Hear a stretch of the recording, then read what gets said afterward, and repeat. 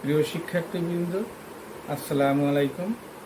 আমি আজকের এসেছি তোমাদের মাঝে যথারীতি নবম ও দশম শ্রেণীর রসায়ন বিজ্ঞান বইয়ের অষ্টম শ্রেণীর অষ্টম অধ্যায়ের পাঠটি নিয়ে। এসো তাহলে আমরা কন্টেন্টের মাধ্যমে আজকের পাঠটি আমরা দেখি।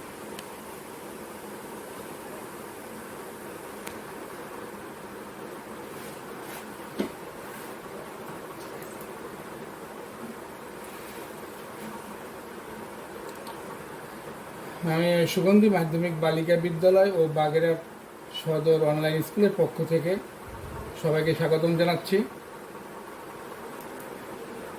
আমি শেখ মাসুদুর রহমান, সহকারী প্রধান শিক্ষক, সুগন্ধি মাধ্যমিক বালিকা বিদ্যালয় বাগেরহাট। যেহেতু আমি তোমাদের বলেছি নবম ও দশম শ্রেণীর রসায়ন বিজ্ঞান অষ্টম অধ্যায়ের নিয়ে আমরা আলোচনা করব। এসো তাহলে আমরা মনোযোগ সহকারে আমরা কন্টেন্টটি দেখি। বন্ধুরা, চিত্রে আমরা স্বাগতম জানাচ্ছি। চিত্র লক্ষ্য করি আমরা একটু।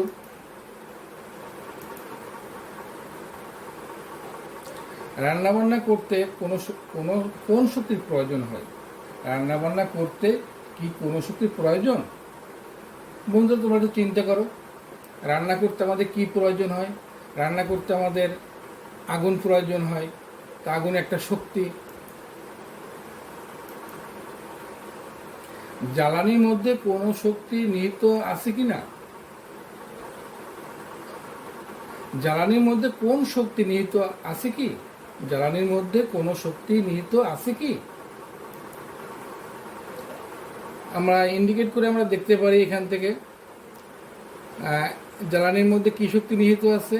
কিসে চলছে? এটা গ্যাসে চলছে, আমরা নিশ্চয়ই বলতে পারি। তা শক্তি তো অবশ্যই আছে।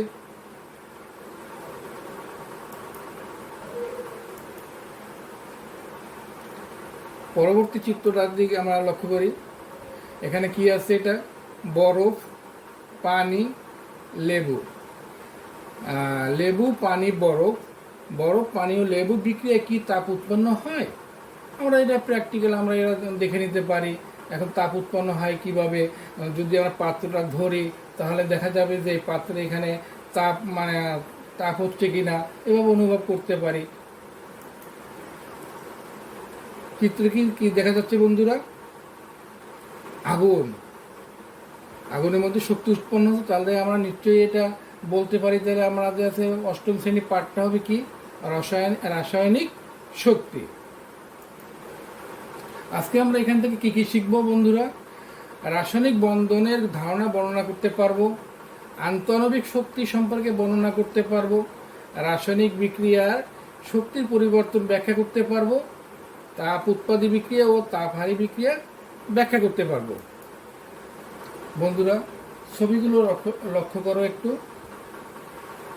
আমরা পূর্বে ক্লাসে পড়েছি আমরা অণুগুলো, যে পরমাণুগুলো আছে দলবদ্ধভাবে থাকতে চেষ্টা করে। তো এখানে এটা আছে, দেখা যাচ্ছে বন্ধন আকারে আছে, এটা খুব কাছাকাছি অবস্থায় আছে। তো ছবিগুলো লক্ষ্য করলে কি এরকম দেখা যাচ্ছে না? যৌগে মৌলসমূহ কিভাবে যুক্ত থাকে? ঠিক একই আকারে যুক্ত থাকে, বন্ধন আকারে যুক্ত থাকে। বন্ধনের মাধ্যমে এরা যুক্ত থাকে। এটা কি কোন বন্ধনের মাধ্যমে যুক্ত হয়? এটা রাসায়নিক বন্ধনের মাধ্যমে যুক্ত হয়। এটা কিসের মাধ্যমে যুক্ত হয়? রাসায়নিক বন্ধনের মাধ্যমে যুক্ত হয়।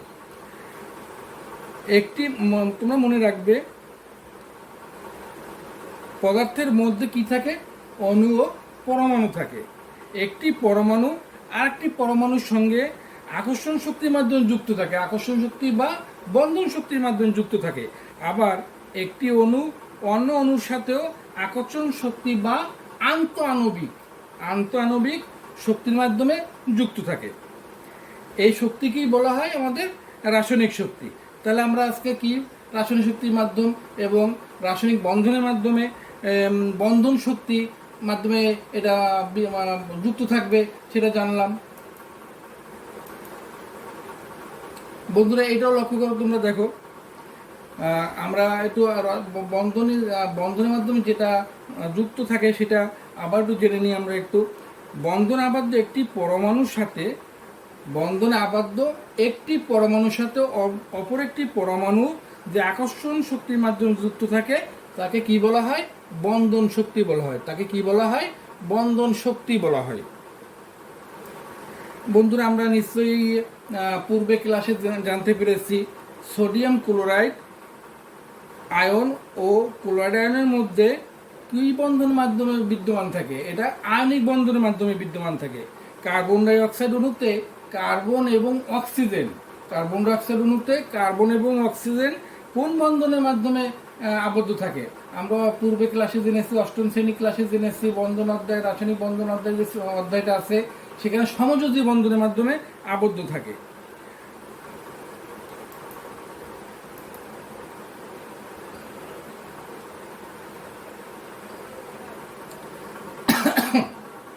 ছবিগুলো বন্ধুরা লক্ষ্য করি। একটি পাত্রে কি আছে, মানে কিছু পদার্থ আছে। এই পদার্থ, তিনটি পাত্রে পদার্থ আছে।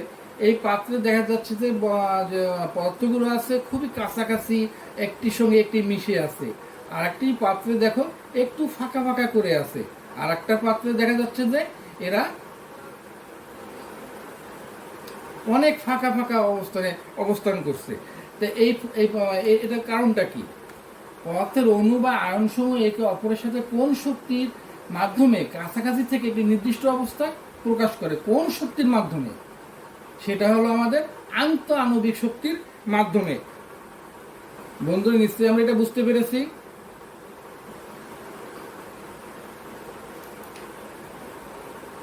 তাহলে কোন শক্তির মাধ্যমে আবদ্ধ থাকে?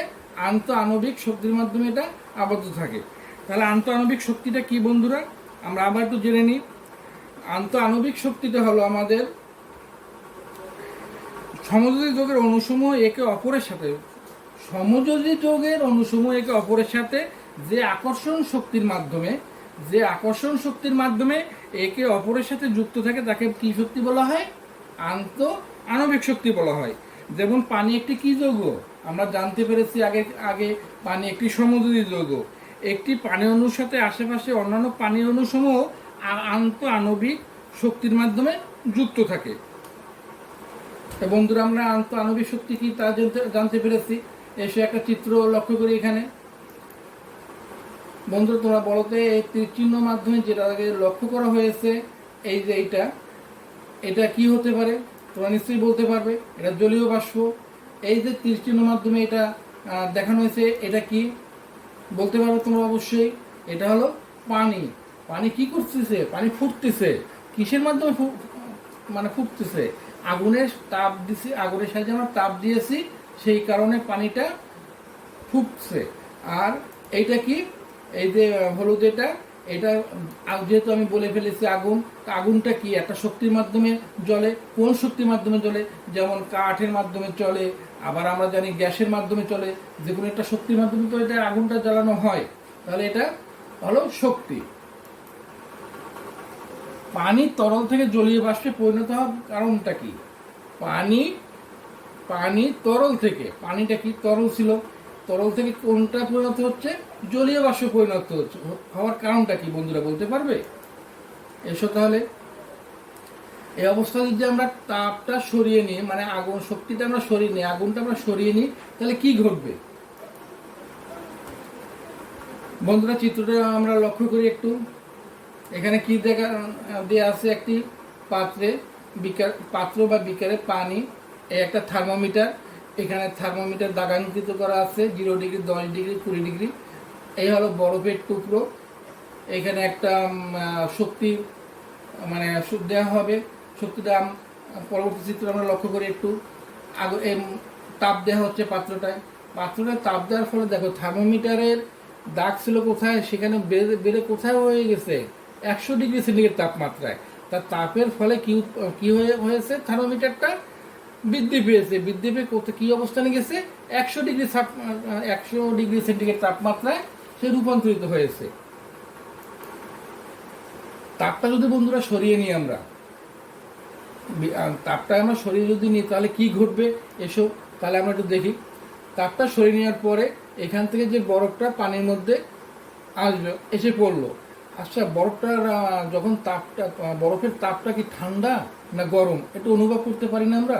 তা বরফটা তো ঠান্ডা, যেহেতু সে ঠান্ডা, ওই কোথায় এসেছে, ওই গরম পানির এখানে হিট দেওয়ার ফলে পানিটা কি হয়েছে, গরম হয়েছে। কত ডিগ্রি সেন্টিগ্রেড তাপমাত্রা গরম হয়েছে? 100 ডিগ্রি সেন্টিগ্রেড তাপমাত্রা গরম হয়েছে বন্ধুরা। তাহলে বরফের যে তাপমাত্রা, পানির তাপমাত্রা, এখানে যে পানি যখন তাপমাত্রা বৃদ্ধি পেয়েছে তখন একটু চিন্তা করো, আর এখানে বরফের যে তাপমাত্রাটা ছিল তখন বরফের কি তাপমাত্রা, তা বরফের তাপমাত্রা যখন ঠান্ডা ছিল বা অনুভব করতে পারি আমরা বরফটা ছিল ঠান্ডা, তা ঠান্ডা এসে গরমের ভিতর এসে ডুবন্ত হয়েছে।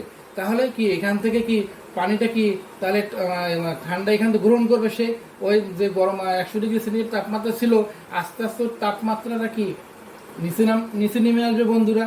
তাহলে আমরা দেখি কি পরিবর্তন হয়, পানির তাপমাত্রা কোনো পরিবর্তন হবে কি, এখন দেখি আমরা পরিবর্তন হয় কি না। বরফ টুকরাটি কি ধরনের পরিবর্তন, বরফ টুকরাটির কি ধরনের পরিবর্তন সেটা আমরা লক্ষ্য করব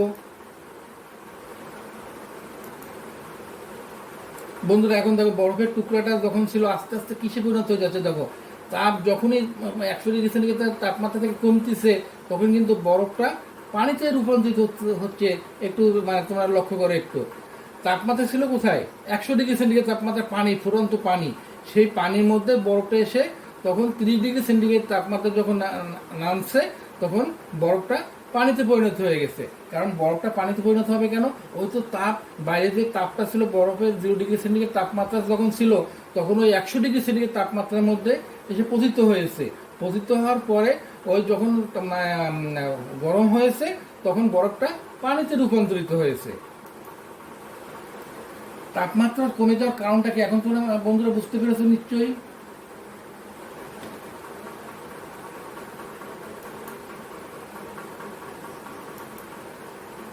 এসব বন্ধুরা আমরা এই ভিডিওটি লক্ষ্য করি একটু।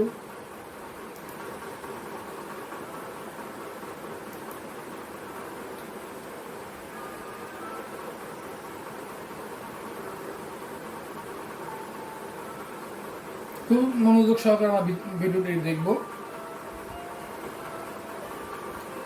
একটি গ্লাসে কিছু পদার্থ নিয়েছে,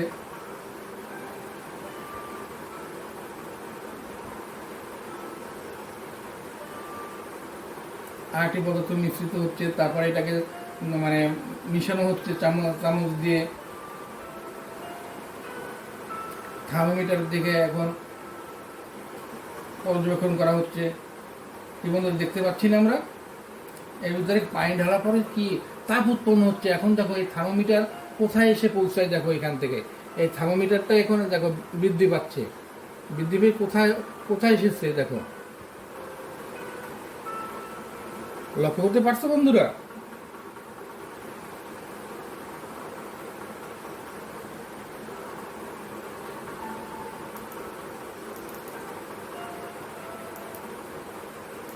তাহলে বন্ধুরা বিক্রিয়াটি কোন ধরনের বিক্রিয়া ব্যাখ্যা দিতে পারবো না আমরা, অবশ্যই পারবো।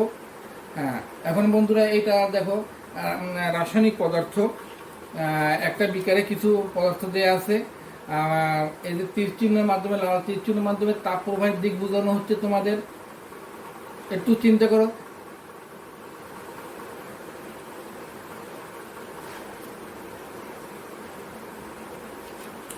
আমরা রাসায়নিক বিক্রিয়ার মাধ্যমে যে শক্তি রূপান্তর হয় সেটা আমরা জানতে পেরেছি।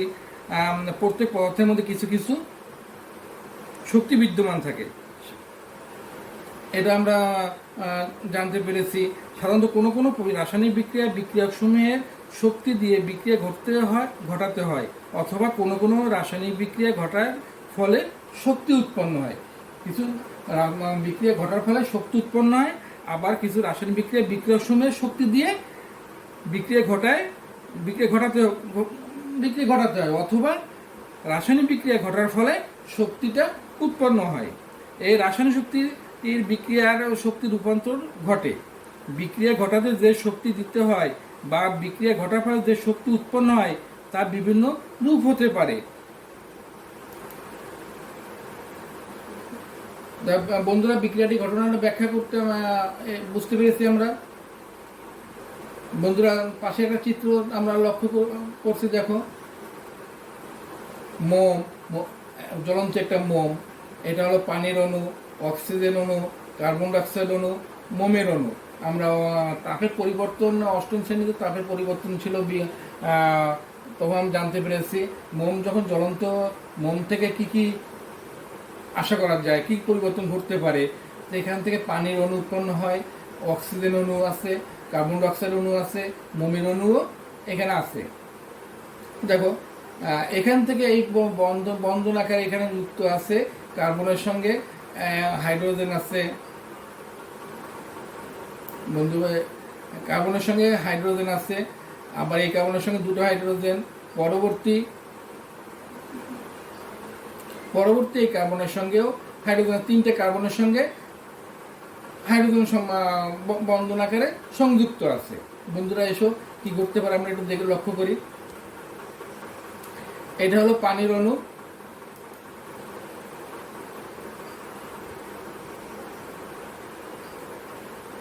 এটা হলো পানির অণু, এটা হলো আমরা জানি কার্বন ডাইঅক্সাইড।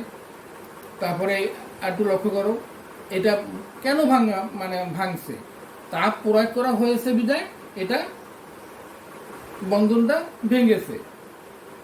এটা হলো আমাদের রাসায়নিক শক্তি। আর এই যে রাসায়নিক শক্তির মধ্যে যে ক্রিয়াটা হয়েছে এটা হলো অভ্যন্তরীণ শক্তি। তাই বন্ধুরা অভ্যন্তরীণ শক্তিটা কি, তাহলে কি আমরা বুঝতে পেরেছি?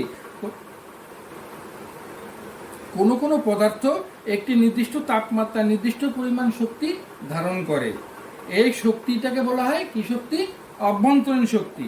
আর যখনই ক্রিয়াটা হবে সেটা হবে অভ্যন্তরীণ ক্রিয়া। যে কোনো বিক্রিয়াক সমূহের মধ্যে অভ্যন্তরীণ শক্তিকে আমরা ইয়ন দ্বারা প্রকাশ করতে পারি, এবং রাসায়নিক শক্তিকে উৎপাদ সমূহের মোট অভ্যন্তরীণ শক্তিকে আমরা E2 দ্বারা প্রকাশ করতে পারি। এটা আমরা পরবর্তীতে জানতে পারবো। এখন বন্ধুরা দেখো এখানে যে বন্ধনীটা আছে, বন্ধনগুলো আছে, এখানে পানি, এই কার্বনের সঙ্গে কয়টা হাইড্রোজেন ছিল? দুটো হাইড্রোজেন ছিল। দুটো হাইড্রোজেন এখান থেকে একটা অক্সিজেন নিয়ে কি উৎপন্ন হয়েছে? পানি গঠন হয়েছে। আর এখান থেকে যে কার্বনটা ছিল এখান থেকে অক্সিজেনের সঙ্গে সংযুক্ত হয়ে কি উৎপন্ন হয়েছে? কার্বন ডাই অক্সাইড অণু উৎপন্ন হয়েছে। এটা হলো আমাদের রাসায়নিক শক্তির এক্সাম্পল। এটা আমাদের অভ্যন্তরীণ ক্রিয়া কি, তাহলে আমরা বুঝতে পেরেছি। বন্ধন ভাঙলে কি বেরিয়ে আসে? বন্ধন ভাঙলে বন্ধুরা দেখো এই যে বন্ধনীগুলো ভাঙছে, ভাঙার পরে কি বেরিয়ে আসতেছে? বেরিয়ে আসতেছে কার্বন এবং হাইড্রোজেন, বেশি হাইড্রোজেনটা বেরিয়ে আসছে। দেখো কি বেরিয়ে আসছে? হাইড্রোজেন বেরিয়ে আসছে। এটা কিসের ফলে? তাপের ফলে। তাহলে আমি তোমাদের E1 কোনটা, E2 কোনটা, এই সম্পর্কে আমি তোমাদের অবগত করেছি পূর্বে। তাহলে আমরা E1 কোনটা আমরা নিশ্চয়ই জানি। বিক্রিয়ক সমূহের মোট অভ্যন্তরীণ শক্তিকে বলা হয় ইয়ন। E2 কোনটা? উৎপাদ সমূহের মোট অভ্যন্তরীণ শক্তিকে বলা হয় E2। তা আমার এই ডেলেসটা কি? ডেলেসটা হলো তাপের পরিবর্তন। তাপের পরিবর্তনটাকে কি দিয়ে প্রকাশ করা হয়? তাপের পরিবর্তনটাকে ডেলেস দ্বারা প্রকাশ করা হয়। তা আমরা জানি ডেলেস সমান কি হবে? ইয়ন মাইনাস E2। তার মানে কথাটা কি দাঁড়ালো? তাপের পরিবর্তন সমান উৎপাদ সমূহের মোট অভ্যন্তরীণ শক্তি। উৎপাদ কোনগুলো? উৎপাদ হলো তোমার বিক্রিয়া করার ফলে ডান পাশে যেগুলো উৎপন্ন হয় সেটা হলো আমাদের উৎপাদ। আর E2 কোনটা? বিক্রিয়ক আমার E2 হলো উৎপাদ সমূহের মোট অভ্যন্তরীণ শক্তি। উৎপাদ সমূহ কোনটা? উৎপাদ সমূহ হলো আগেই বলেছি আমরা, বিক্রিয়কের যে উপাদানগুলো থাকে বিক্রিয়া করার ফলে ডান পাশে যে পদার্থগুলো উৎপন্ন হয় সেটা হলো আমাদের উৎপাদ। আর ইয়ন কোনটা? ইয়ন হলো বিক্রিয়ক সমূহের মোট শক্তি। বিক্রিয়ক সমূহ কারা কারা বিক্রিয়া ঘটাচ্ছে বা কারা কারা বিক্রিয়া করছে সেটা হবে আমাদের ইয়ন। বন্ধুরা পাশের চিত্রে লক্ষ্য করো, এখানে দুটো কার্বনের সঙ্গে আমরা জানি কার্বনের হাত কয়টা? চারটা বন্ধনী। একটা কার্বনের হাত, এই একটা বন্ধনী হাইড্রোজেন, এই একটা বন্ধনী হাইড্রোজেন, এই একটা বন্ধনী হাইড্রোজেন, আর একটা হাত কার্বনের সঙ্গে যুক্ত হয়েছে, তার মানে চারটা হাত সম্বলিত। আর এই কার্বনের সঙ্গে কয়টা হাত সম্বলিত? এই একটা হাইড্রোজেন যুক্ত, এই একটা হাইড্রোজেন যুক্ত, এই একটা হাইড্রোজেন যুক্ত। তাহলে দুটো কার্বনের সঙ্গে মোট হাইড্রোজেন কয়টা এখানে? দুটো কার্বনের সঙ্গে আমাদের হাইড্রোজেনের সংখ্যা হলো 6টি। তা আর এখানে আমরা ক্লোরিন কি দিয়ে লাগে? Cl2টাকে ভাঙালে আমাদের Cl বন্ড Cl। এখানে যদি আমি বিক্রিয়া করি তাহলে বন্ধুরা বিক্রিয়ার তাপের পরিবর্তন হয় কেন সেটা আমরা জানবো, কেন পরিবর্তনটা হয়। এটা আমরা বিক্রিয়া করব বন্ধুরা। বিক্রিয়া করার পূর্বে আমরা লক্ষ্য করব, এটা বিক্রিয়া করাবো। দেখো এইখানে আমার সি বন্ড হাইড্রোজেন ছিল, সি বন্ড হাইড্রোজেনের পরিমাণ কত আমরা নির্দিষ্ট করে দেওয়া আছে 414। এটা কি? C bond H. তাই এটা কি? বিক্রিয়ক। বিক্রিয়ক কোথায় থাকে? বিক্রিয়ক থাকে একটা সমীকরণের বাম পাশে। তাই এখানে বিক্রিয়ক সিএইচ বন্ডটা মোট বন্ধনের ভাঙ্গার মোট শক্তি। আর এখানে দেখো এই যে এখানে বন্ধন হাইড্রোজেন চলে গেছে, এখান থেকে একটা ক্লোরিন, এখানে Cl এর বন্ধন মান কত? এখানে 244। তাই এখানে দেখো সবাই বিক্রিয়া করছে, এটা কিন্তু বিক্রিয়ক। এই পাশেরও এইটা বিক্রিয়কের একটা যোগ, এই একটা বিক্রিয়ক, দুটো বিক্রিয়ক পদার্থ আছে এখানে। এখানে কার্বনের সঙ্গে যে হাইড্রোজেনটা আছে আর এখানে যে ক্লোরিন অণুটা আছে, ক্লোরিন বন্ড আছে, সেই বন্ডটার এখানে যোগফল কত? ইয়ন। ইয়নটাকে আমরা কিভাবে চিহ্নিত করি? ইয়নটা হলো বিক্রিয়ক সমূহের মোট অভ্যন্তরীণ শক্তি। বিক্রিয়ক সমূহের মোট অভ্যন্তরীণ শক্তি। তাহলে এখানে সি বন্ড হাইড্রোজেন, এখানে তার মান ছিল কত? 414। এই পাশে যেহেতু এটা ক্লোরিন বন্ধনটা ভাঙবে, তাহলে এর মান কত? 244। 244। এই দুটো যোগ করলে কিসের মান পাওয়া যাবে? এই দুটো যোগ করলে আমাদের ইয়নের মান পাওয়া যাবে। ইয়নটা কোনটা? ইয়নটা হলো আমাদের বিক্রিয়ক সমূহের মোট অভ্যন্তরীণ শক্তি। তাহলে বন্ধুরা আমরা বুঝতে পেরেছি বিক্রিয়ক সমূহ থাকে কোথায়? বিক্রিয়ক সমূহ থাকে একটা সমীকরণের বাম পাশে। একটা সমীকরণের যখন বাম পাশে থাকবে, কারা কারা বিক্রিয়া করছে বা কার কার বন্ধন ভাঙছে, কার কার হাত ভাঙছে, সেটা আমাদের লক্ষ্য রাখতে হবে। সেই এখানে কার্বন এবং হাইড্রোজেন হাত ভাঙছে 414, এখানে ক্লোরিন ভাঙবে, এর মান 244। এখন ভাঙার ফলে কি উৎপন্ন হবে সেটার মানটা জানবো আমরা। দেখো এখানে হাইড্রোজেনটার সঙ্গে যুক্ত হয়ে কে যুক্ত হয়েছে? ক্লোরিন যুক্ত হয়েছে। তাহলে এই ক্লোরিনটা কি? তাহলে আমার HClটা কি? তাহলে আমাদের উৎপাদ। HCl এর মান কত? তাহলে বন্ধুরা আমরা জানতে পারবো HCl এর মান হলো 431। তাই এই 431 কোথায় আসবে? যেহেতু সে উৎপাদ, সেহেতু ইটুর স্থানে আসবে।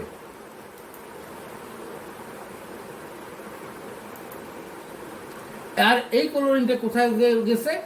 এইখানে এসে স্থান দখল করছে, কার্বনের সঙ্গে স্থান দখল করছে এবং বন্ধন গঠন করছে। তাহলে এটা কি আমাদের উৎপাদ? তাহলে এখানে কি উৎপাদ? CCl। তো CCl এর মান কত আমরা বইয়ে দিয়ে আছে, মেন বইয়ে আমরা জেনে নিব। এই যে বন্ধন শক্তির আকারে মানটা আমাদের যে টেবিলটা আছে, বন্ধন শক্তির টেবিলটা আমরা জেনে এই যে মানটা আমরা জানতে পারবো। তাহলে আমাদের CCl এর মান কত? তাহলে 326। তা 326 কোথায় আসবে? ইটুর স্থানে আসবে। মোট শক্তি, উৎপাদের মোট শক্তি। তাহলে ডেল এইচ সমান কি? বিক্রিয়া তাপের পরিবর্তন আমরা জানি। তো ডেল এইচ সমান কি লেখা যায় বন্ধুরা? ইয়ন সমান কি আমরা জানি? বিক্রিয়কের মোট শক্তি। আর ইটু সমান কি জানি আমরা? ইটু সমান জানি উৎপাদের মোট শক্তি। উৎপাদের মোট শক্তি। তাহলে এখন আমার সমীকরণটা কি দাঁড়ালো বন্ধুরা? আমরা ডেল এর সমান কত হবে এখানে? তাহলে ডেল এর সমান হবে এই দুটো যোগ করে, এটার সঙ্গে এই দুটো যোগ করে বিয়োগ করলে যেটা হবে সেটা হবে তাহলে ডেল এস এর মান। তাহলে বন্ধুরা আমরা হিসাব করতে পারবো না। তাহলে ডেল এস এর মানটা কত হবে? -99 কিলোজুল। -99 কিলোজুল। এসো বন্ধুরা আমরা একটা ভিডিও দেখি।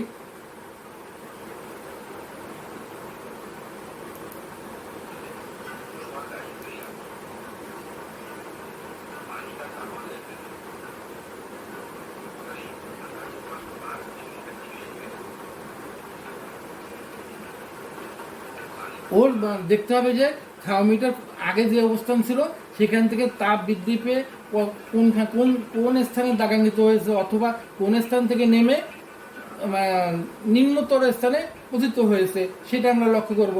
তাহলে আমরা বুঝতে পারবো যে বিক্রিয়াটা আমাদের তাপ উৎপাদী না তাপ হারি। বন্ধুরা, আমরা ভিডিওটা বুঝতে পেরেছি। এসব বন্ধুরা, আমরা একটা গ্রাফটা আমরা লক্ষ্য করি।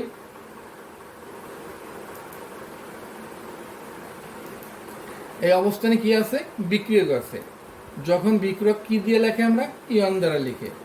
আর এই অবস্থানে যখন নিম্নতর স্থানে যাবে, নিচের দিকে ধাবিত হবে, তখন এই স্থানে এই বিন্দুতে যখন আসবে তখন সেটা উৎপাদে পরিণত হবে। উৎপাদ কি দিয়ে লাগে? ইটু দ্বারা। তা আমরা জানি বিক্রিয়ক লেখে ইয়ন দ্বারা আর উৎপাদ লেখে ইটু দ্বারা। তাপ উৎপাদী বিক্রিয়ায় শক্তি চিত্রে ইয়ন ও ইটু এর সম্পর্ক লিখো। তা লিখতে পারবো না বন্ধুরা আমরা। এটা আমরা দেখি, এখানে বিক্রিয়কটা ইয়ন, তাহলে উৎপাদ কোনটা উপরে ধাবিত হচ্ছে তা আমরা পরবর্তী আলোচনার মাধ্যমে জানতে পারবো, বা এখনই আমরা জানতে পারবো। তাহলে এটা উৎপাদে উপরে ধাবিত হয়েছে, তাহলে এটা কোন বিক্রিয়া হতে পারে? আমরা জানি রাসায়নিক বিক্রিয়া দুই প্রকার, একটা তাপহারী, একটা তাপ উৎপাদী।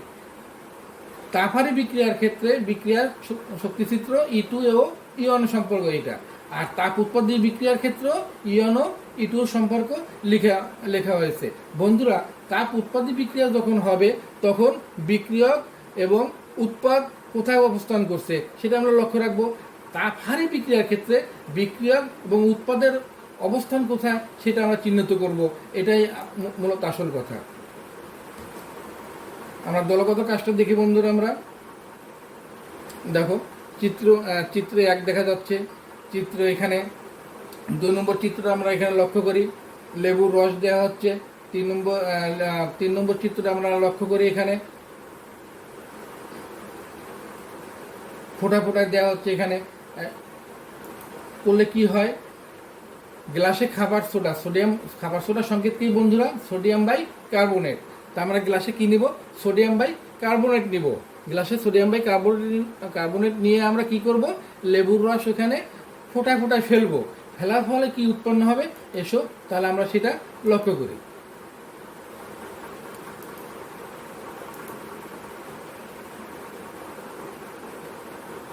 হ্যাঁ, লেবু ঢাললাম, ঢালার পরে কি উৎপন্ন হয়? বিক্রিয়ার পূর্বে তাপমাত্রা ও বিক্রিয়ার পরে তাপমাত্রার মধ্যে কোনো ধরনের পার্থক্য অনুভব করলে সমীকরণ সহ ব্যাখ্যা দিতে পারবো না আমরা? অবশ্যই পাবো। তাহলে দেখি, সোডিয়াম বাইকার্বনেট যোগ কি হলো? CH3, এটার নাম কি? অ্যাসিটিক অ্যাসিড, যোগ তাপ হলে কি হয়? দ্রবণ থেকে শোষিত হচ্ছে, হলে এখানে কি আকারে? আয়ন আকারে বেরিয়ে যাচ্ছে। কোনটা আয়ন আকারে বেরিয়ে যাচ্ছে? CH3COO আয়ন আকারে। আর এখানে সোডিয়াম বাইকার্বনেট, এই যে সোডিয়ামটাও এটা আয়ন আকারে লিপিবদ্ধ আছে। আর এখানে কার্বন ডাইঅক্সাইড, আর কি উৎপন্ন হবে? পানি উৎপন্ন হবে।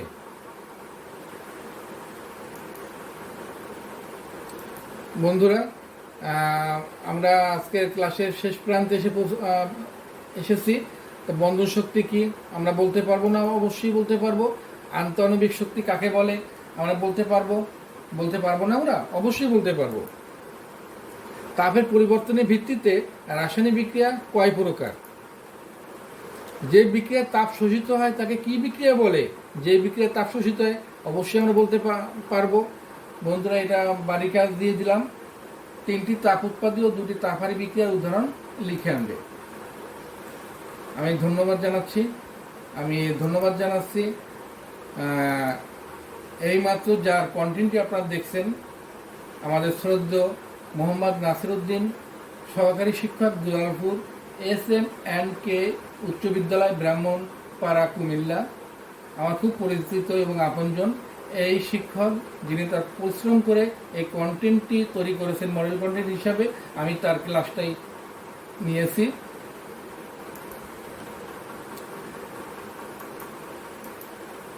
সবাইকে ধন্যবাদ জানিয়ে আজকের ক্লাস এ পর্যন্ত শেষ করলাম।